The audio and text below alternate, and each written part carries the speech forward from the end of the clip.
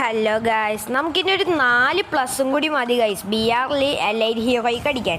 അപ്പോൾ നമ്മൾ നേരെ ആ ഒരു പീക്കിൻ്റെ സൈഡിലുള്ള ബിൽഡിങ്ങിൽ ഇറങ്ങി സിബ് ലൈൻ പിടിച്ച് മില്ലിലേക്ക് വന്നിട്ടുണ്ട് ഗൈസ്. അങ്ങനെ നമ്മൾ മില്ലിലെത്തി നമുക്ക് നേരെ ആ ബബിളിൻ്റെ സാധനം ഊതി വീർപ്പിക്കാം ഗൈസ്. അതിനകത്തുനിന്ന് AW കിട്ടുമായിരിക്കും ഗൈസ് നമുക്ക്. ഓക്കെ ഗൈസ്, നമ്മളങ്ങനെ AW എടുത്തിട്ടുണ്ട്. അതിനകത്തുനിന്ന് നമുക്ക് പോയിട്ട് ഒരു M10 എടുക്കാം ഗൈസ്. നേരെ ചെന്ന് നമുക്കൊരു M10 അങ്ങോട്ട് പർച്ചേസ് ചെയ്യാം. ഓക്കെ, M10 കിട്ടി.